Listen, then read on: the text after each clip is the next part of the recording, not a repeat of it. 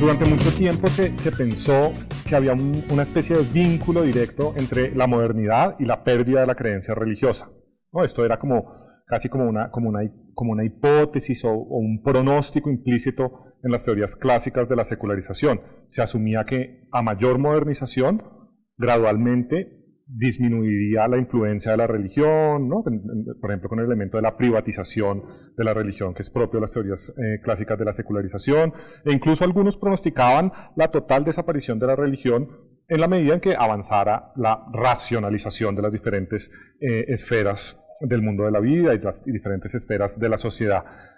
Sin embargo, esta hipótesis de las teorías clásicas de la secularización han sido pues falseadas por los acontecimientos con los que nos ha recibido el siglo XXI. La situación colombiana pues es una muestra clara de que la religión no ha perdido la influencia en la vida pública, en la esfera de la cultura, de la sociedad y de la política. Esto ha llevado a muchos sociólogos de la religión y filósofos también políticos que eran proponentes en los años 60 y 70 de la teoría clásica de la secularización a hablar de cosas como la desecularización del mundo. Por ejemplo, Peter Berger tiene un libro editado al respecto, o Habermas desde el 2001 está hablando de que estamos en una sociedad post-secular. Lo importante ahí tal vez es entender que no hay un vínculo directo entre modernidad y pérdida de la religión, o entre secularización y pérdida de la creencia, la práctica, la influencia de la religión. La modernidad más bien genera un espacio al que las religiones tratan de adaptarse creativamente para encontrar nuevas formas de continuar ejerciendo su influencia en los diferentes ámbitos de la vida pública.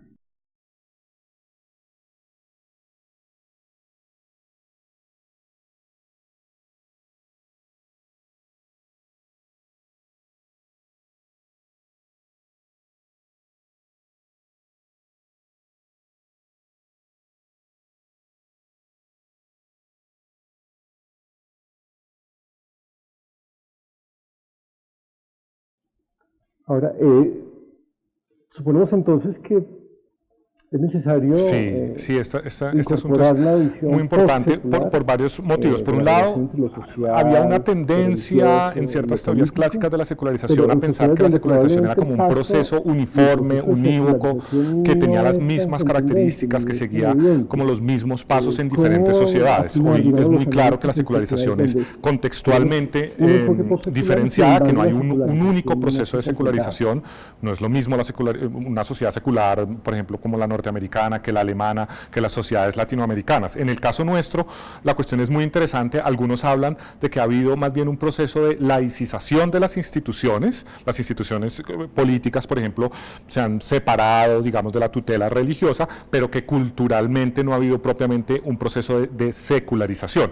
Y sin embargo sí lo ha habido, porque una de las características fundamentales del proceso de secularización no tiene que ver con la pérdida de la creencia, no tiene que ver como con el surgimiento de una sociedad atea o de un espacio público ateo o algo así, sino más bien con fenómenos como la pluralización del espacio público religioso. En Colombia, por ejemplo, pues es muy claro que desde los años 70, 80, el dominio, digamos, de la Iglesia Católica y de la práctica católica ha disminuido, han surgido nuevos movimientos religiosos, ¿no? Y en general hay una pluralización del espacio religioso, y hay una diversidad de ofertas religiosas. Entonces la secularización implica reconocer esta diversidad de contextos, y por eso mismo la postsecularización pues tiene que asumir las diferencias contextuales de cada sociedad secular.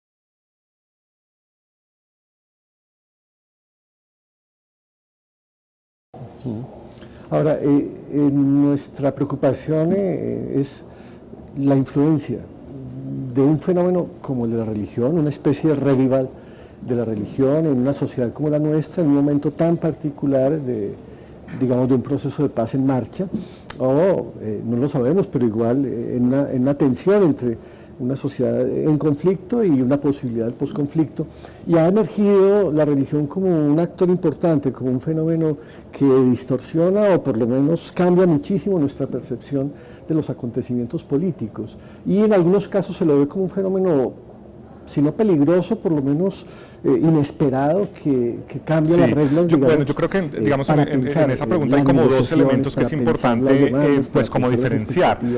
Por un lado, yo no creo que en Colombia la religión haya o esté emergiendo recientemente como un actor político importante, social importante. Siempre ha sido, ¿no? Siempre ha sido. Un poco relacionado con la pregunta anterior del proceso de secularización en Colombia, ha sido un proceso en el que la religión nunca ha perdido influencia en el espacio público, en el espacio social. Tradicionalmente ha desempeñado y continúa desempeñando tareas que tal vez le corresponderían al Estado o a otras personas en la educación, en las regiones, digamos en proyectos sociales, en promoción humana, en búsqueda de la justicia social. La Iglesia Católica, por ejemplo, siempre ha estado ahí en ese tipo de procesos. En otros procesos de paz ha desempeñado un papel muy importante, por ejemplo, la Iglesia Católica. Dicho eso, yo creo que la cuestión ahora tiene que ver, en esta perspectiva de lo possecular, es más bien con la pregunta acerca de cuáles son los límites, las posibilidades de utilizar, por ejemplo, argumentos religiosos en discusiones en la esfera pública. ¿Cómo se hace eso? Yo creo que ahí ese es realmente el reto y el problema serio cuando pensamos, digamos, en términos postseculares, porque de un lado tenemos que, digamos, un Estado secular no es un Estado ateo, no es un Estado que prohíbe la religión, sino todo lo contrario, es un Estado que garantiza la libertad religiosa y un Estado que potencia y tiene que proteger la diversidad religiosa. Pero al mismo tiempo tenemos la cuestión de, bueno, defendemos la libertad religiosa, pero ¿cómo es que diferentes actores religiosos, diferentes grupos religiosos, con visiones diferentes sobre el ser humano, con visiones diferentes sobre lo social, sobre lo político, pueden dialogar para construir de manera plural lo social? La pregunta por lo possecular, a mi modo de ver, tiene que ver con la pregunta sobre las bases normativas del diálogo interreligioso, intercultural, entre actores y agentes religiosos y no religiosos. En una palabra, yo no creo que la religión simplemente haya resurgido en Colombia, porque nunca se fue, o sea, siempre ha estado ahí como un agente. Más bien lo que ha ocurrido es que nuevos actores religiosos cada vez pues, surgen y quieren participar en la construcción de lo social, en la construcción de lo público. ¿Cómo permitimos y cómo hacemos posible la construcción pluralista de lo social y de lo político? Esa para mí es la pregunta clave, y eso no se puede hacer, a mi modo de ver, simplemente presuponiendo como que hay ya un acuerdo sobre lo humano o sobre lo político o sobre lo social, sino todo lo contrario, reconociendo que una sociedad pluralista es una sociedad en donde no hay un acuerdo básico sobre lo humano y en la que es necesario integrar, articular diferentes voces, pero ¿cómo lo hacemos? Ahí vuelve un poco, el tema es cómo hacemos posible el diálogo, cómo hacemos posible escucharnos con los otros, criticar lo que unos y otros dicen, tomar decisiones sobre lo que unos y otros dicen, sin presuponer ya una base común sobre una visión de lo humano, sino, no, mire, estos tienen una visión, estos tienen otro, no estamos de acuerdo.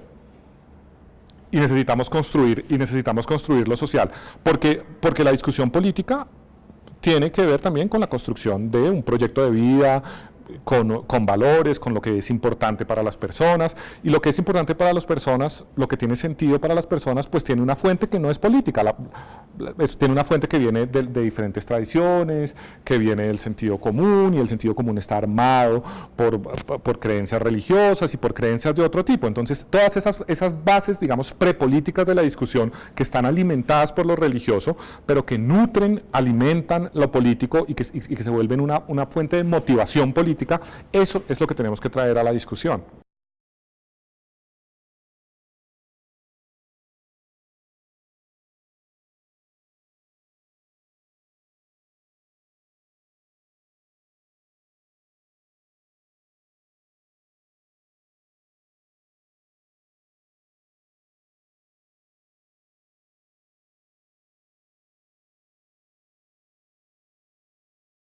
La idea es que la filosofía podría tener algún papel en ese ejercicio, digamos, de pensar lo que no ha sido pensado y ver hasta dónde efectivamente creencias religiosas pueden tener, digamos, un impacto en la esfera pública que yo considero que por primera vez para nosotros, para esta generación, porque probablemente una generación como la de la posindependencia o una generación como la de las guerras civiles o una generación como la de los años 30 lo vivió de otra manera y también había una confrontación. Yo creo que la filosofía tiene varias tareas ante esta situación como de resurgimiento de lo religioso, de desecularización, postsecularización de lo social. Yo creo que hoy entonces con la y tiene tareas para lado y lado. Por un lado, yo creo, y esto es algo por ejemplo, que ha señalado Habermas recientemente, la filosofía tiene que digamos, comprometerse con un proceso también de reevaluar a veces las propias preconcepciones y autointerpretaciones secularistas de la modernidad que simplemente asumían que había un vínculo directo entre modernización y pérdida de la religión. Esto tiene que ser problematizado. Habermas, por ejemplo, ha insistido mucho, interesantemente, en que es importante, por ejemplo, reconocer el origen religioso de muchos conceptos que se han secularizado, pero que son fundamentales en las sociedades modernas, el concepto de autonomía, que tienen claramente un origen religioso, el concepto de dignidad, pero también en el ámbito, por ejemplo, de las ciencias naturales, el mismo concepto de ley natural. Es decir, hay una genealogía religiosa de conceptos que son fundamentales en una sociedad moderna. Parte de la tarea de la filosofía tiene que ver con cambiar, con reinterpretar los presupuestos secularistas, por un lado, pero por el otro lado también tiene una función crítica con respecto a